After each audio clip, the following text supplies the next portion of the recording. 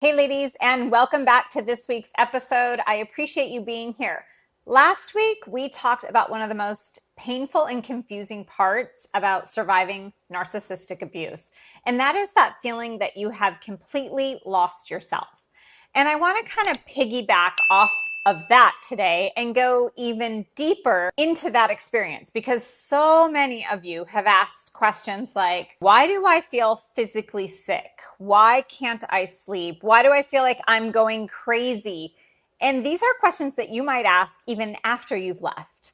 So this video is going to talk you down from that ledge of asking why and help you to believe that you, in fact, are not crazy. And also to help you understand that the symptoms that you may be having, they go hand in hand with narcissistic abuse. And so we're going to talk about what's actually happening in your mind, in your body, and in your spirit during and after narcissistic abuse. So you can stop blaming yourself and so that you can start understanding the truth. And in addition to that, I'm going to give you 3 powerful ways that you can begin to start feeling like yourself again. Now, I often ask you to grab a notebook or a journal and take notes, but today it's going to be extra important because I really want you to keep track of what symptoms you have experienced and or are currently experiencing from the laundry list of symptoms that I'm going to give you. This topic especially hits home for me because I think I would say that in some form or another, I have experienced every single one, if not almost every one. And I literally thought that I was dying, both before and after I left. Now, in my case, it was the physical symptom of developing cancer that really kind of shook my reality. But even when I was declared cancer-free and I had left the relationship, I still had a ton of these symptoms that I had to deal with daily. So I just really want you to know that you are not crazy. You are in recovery from psychological warfare. So let's talk about what happens during the relationship, okay? You're in survival mode, right? When you're with a narcissist, your nervous system lives in a constant state of fight, flight, or freeze. So what might that look like? Well, let's break it down into symptoms into both the physical and the emotional. So you're going to want to grab that journal or notepad right now and keep track of what symptoms you have so that you can kind of relate. Okay, here we go. Here are a few of the physical symptoms that you might feel while you're still in the relationship. You might feel insomnia or restless sleep, like, you're exhausted all the time. The minute your head hits the pillow, your mind starts to race and you replay every conversation, imagine worst case scenarios, and you feel like this tight grip on your chest. Okay? Chronic fatigue, even after resting, right? Even after sleeping 9 hours, you wake up exhausted. Maybe coffee doesn't help at all. You feel like you're moving through honey. Everything feels heavy, your body, your mind, even your voice. You might have tension headaches, maybe a tight jaw, maybe stomach pain. Your shoulders maybe are always tight. Your jaw aches from clenching it. You get random back spasms or neck stiffness for no clear reason. Headaches come out of nowhere and they linger for days. Another symptom, right? You might have racing heart or panic attacks. You'll be folding laundry or in the grocery store and suddenly your heart is racing and like you're being chased, right? Your palms might get sweaty, your chest tightens, it feels like you can't breathe, even though nothing is wrong. I had my first panic attack just a couple months before I left, 10 years into the relationship. You might also have digestive issues like nausea or IBS or maybe a loss of appetite. Your stomach is always upset, right? You bounce between maybe no appetite and emotional eating. You maybe feel bloated after everything. Sometimes food goes right through you and other times you're constipated for days. You might have hormonal imbalances and maybe worsened periods, or your period is heavier or more painful or completely irregular. You maybe break out like a teenager again. You catch every cold going around. You're constantly fighting something. And quite honestly, you're probably losing. You might have a weakened immune system, right? You're always getting sick, right? You're getting colds that linger, maybe sinus infections, maybe weird rashes, stomach bugs that, knock you down harder than they should. You might even feel like your body is betraying you, or just like you can't bounce back like you used to. It's always something, right? So those are just some physical symptoms before you leave. On the emotional side, you might feel things like brain fog or forgetfulness, right? Like you walk into a room and you forget why. You reread the same sentence 5 times and you're still not absorbing it. You feel like your brain is submerged underwater. Simple tasks like sending an email or remembering an appointment feel monumental to you. You might have anxiety and dread, and especially you might have those things in calm moments. Everything's quiet, nothing's wrong, but your chest is tight. Your stomach is tense. You feel like something bad is about to happen, even though it's not. Peace feels maybe unfamiliar, even unsafe, like you're waiting for the other shoe to drop, right?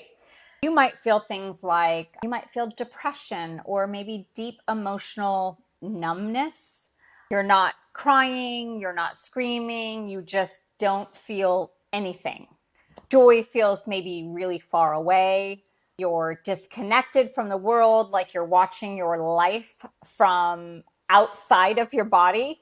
It's not sadness, it's like a feeling of emptiness. You may have intrusive thoughts, or you might be spiraling with some self-doubt. You may be replaying conversations over and over.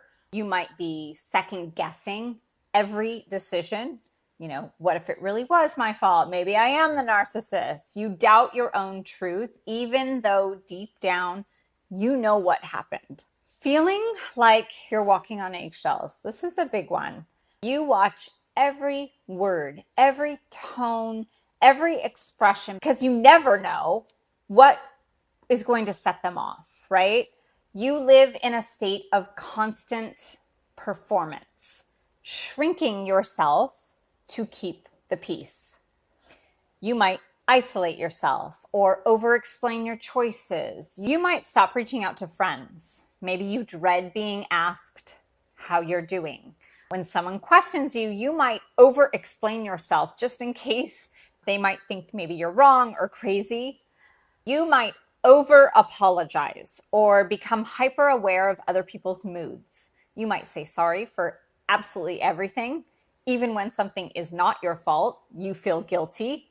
You constantly scan people's faces and energy to see if they're upset with you. And if they are, it must be something you did, right? Constant need for other people's approval is another symptom, or constantly feeling like you need to be validated by somebody else. You might feel maybe unsteady without their reaction to kind of anchor you. You crave their praise, their attention, even their anger, just so you know where you stand. Their silence feels maybe unbearable. Another symptom, you might feel trapped but unsure why. There's no physical cage, right? You have free will, but you feel stuck. Every time you think about leaving or creating distance, your chest tightens and your brain floods with fear. Maybe even guilt, maybe even confusion. It's like trying to escape an invisible person. All of these symptoms happen because narcissistic abuse hijacks your nervous system. Your body literally believes it's in danger. And when there's no visible threat, because it's emotional abuse, it confuses you even more.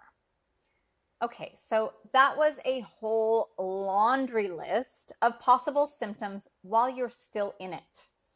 So let's move on to what happens after you leave. Okay, so you leave. Okay, hypothetically, you've left and you expect to feel better. You expect to feel peace and you expect to feel relief and clarity, but instead you might feel even worse. And that is terrifying, right? So I want to normalize that experience for you a little bit. So again, I'm going to break it down into some physical symptoms and then some emotional symptoms that are post-abuse. Now you've left and you might still be experiencing these symptoms maybe even weeks, months, or even years after you have left. Okay, so here we go. The first one is adrenal fatigue. You feel like your battery is permanently drained. No matter how much you rest, you cannot bounce back. Maybe you used to have energy for like errands and cooking and seeing friends, and now it feels like brushing your teeth takes all the effort that you have. You might have hormonal crashes. Your mood swings are intense. One moment you're fine, the next you're sobbing or enraged or anxious without a clear trigger. You might have intense PMS, irregular periods, night sweats. Your emotions are completely unregulated. You might have sleep disturbances, even nightmares. You fall asleep fine, but you wake up at 3 a.m. wide-eyed and panicked. You might have nightmares that feel real, arguments, accusations, flashbacks. You wake up maybe sweaty or disoriented and emotionally drained. You might have chronic body tension. You realize that your shoulders are always up to your ears. That was me. Your jaw aches because you've been clenching it for hours. Me. Even when you're watching TV, just laying down relaxing, your body just doesn't feel relaxed. You might have autoimmune flares. I had so much of this after I left. Maybe old health issues come roaring back, maybe rashes or joint pain, maybe fatigue or inflammation. You feel like your body is attacking itself, and sometimes doctors can't even pinpoint why. You feel like you have been betrayed by your own body. And that was one of the biggest ones for me after I left. My entire body hurt and I was inflamed, and I went to doctors and nobody could tell me what was wrong with me. You might feel physically unsafe in places that are safe. You're alone in your home, the doors are locked and it's peaceful, but your body still feels like it's bracing for something. You might jump at normal sounds. You sleep with maybe one eye open. You check your phone obsessively like you're expecting a threat. Again, all things that I experienced after the fact. Another symptom is maybe having some emotionally intrusive memories or emotional flashbacks. Maybe you're washing dishes and suddenly you're back in a fight that you had 2 years ago, and your heart is racing and your stomach is sinking, or you might hear a tone of voice that sounds like theirs and your body instantly tenses up like you're about to be punished. Panic attacks might have to happen after the fact as well. Or you might have sudden crying spells out of nowhere. You can't breathe, or your heart pounds, your chest tightens, and you feel like something awful is about to happen. Or maybe you'll cry uncontrollably for no reason, like grief is just pouring out of your bones. You might also have numbness, emotional numbness, or maybe disconnected from others. You're with people you love, but you feel like you're watching life through a window. You smile and nod, but you feel like a ghost. Even joy feels muted, and you miss feeling anything. You might have difficulty concentrating or remembering details. Again, maybe you're rereading emails multiple times, you walk in a room, forget all those things where your brain just is not functioning at the level that you are used to. You might feel complete overwhelm with daily tasks. Laundry might feel like you are having to climb a mountain. Grocery shopping feels like, you're running a marathon. You stare at your to-do list for 30 minutes and you feel your chest tighten and you end up doing nothing, even brushing your teeth. It feels like a big win, right? And then you might have guilt for leaving, or you are missing them despite the abuse. And this is your trauma bond screaming at you. But you left because you had to. And some days you wonder if it was really that bad. You might feel selfish for having those feelings. You might miss their laugh or how they made you feel when things were good, even though it was never really good and healthy. You might still crave their validation or watching what they're doing online. You catch yourself checking their social media. You feel like a pang if they seem happy without you. You might still wonder, are they thinking about me? You will likely be grieving the version of the relationship that you thought you had. You're not mourning the person they actually were. You're mourning the fantasy that they created, the future that maybe you had planned, the person they pretended to be. That loss feels like a death that no one else can see. None of these things are signs that you are broken. They're signs that you were in survival mode for way too long, and your body is trying to relearn how to feel safe again. So let's be clear. Narcissistic abuse is designed to destabilize you. So let's talk briefly about why you feel like you might be going crazy. And these are all the usual suspects here. Gaslighting. They say things like, that didn't happen. You're too sensitive. You're always making everything about you. And you start doubting your reality and your memory. This is why you feel crazy. Trauma bonding, your addiction to the cycle of highs, love bombing, and lows, devaluation. This creates a chemical dependency, dopamine, cortisol, oxytocin, making it feel like you cannot live without them. Projection and blame shifting. They convince you that you're the problem. You absorb their issues and you carry their shame. Isolation. You have no mirror, no feedback from the outside world. You're emotionally and socially cut off, which makes their version of reality feel like the truth. So, of course, you feel confused, right? You feel exhausted and guilty and broken, but none of that means you're crazy. It means you were psychologically manipulated. Full stop, right? So let's talk about what you can do to begin easing these symptoms and what you can do right now. I think that you are going to begin to notice that much of what I tell you to do to remedy how you break a trauma bond or how you're feeling or how you rewire your brain or retrain your nervous system, it's not all that different, right? I will constantly go back to the most powerful tools because I know that they work. And so number one is regulating your nervous system. And this is your top priority because until your body feels safe, your mind will stay in survival mode. And so here are a few things that you can do. Breath work, maybe laying on the floor with deep belly breaths or doing some box breath work.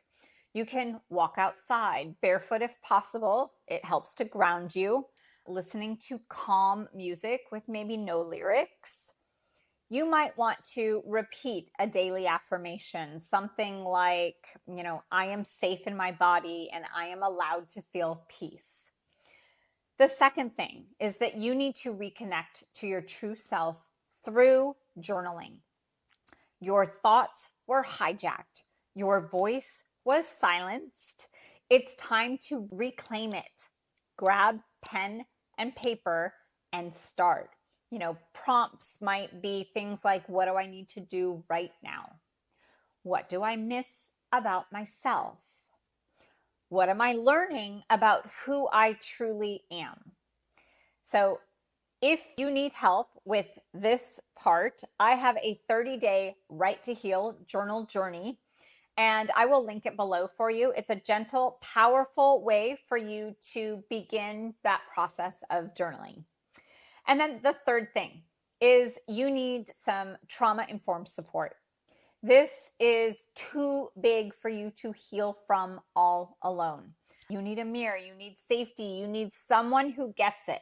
whether it's a coach or being a part of a survivor community or maybe a trauma-informed friend, you need someone who can kind of not only walk you through it all, but to help you keep the promises that you are making to yourself. Someone who has walked the path, that's me, who has not only the history and the experiences of living it, but also who has the knowledge of how to heal from it. So if you are interested in exploring some of my one-on-one coaching, I will also link that below. You can reach out to me on any of my socials and contact me directly for more information about that. So I know that this journey feels really heavy, and I know it feels really lonely, but you're not broken. You're not dramatic. You're not crazy. You are recovering from abuse that attacked your identity. It attacked not just your identity, your body and your soul. And every step you take to understand your symptoms, validate your truth, and show up for yourself, it's a radical act of healing. So if this video helped you in any way, make sure you subscribe and share it with another survivor who might need to hear this. And don't forget to check out the Right to Heal 30-day journal journey and my one-on-one coaching availability as well. It's made exactly for this moment. So you are healing, you are reclaiming yourself, and I am so, so proud of you for doing all of it. As always, I'm rooting for you.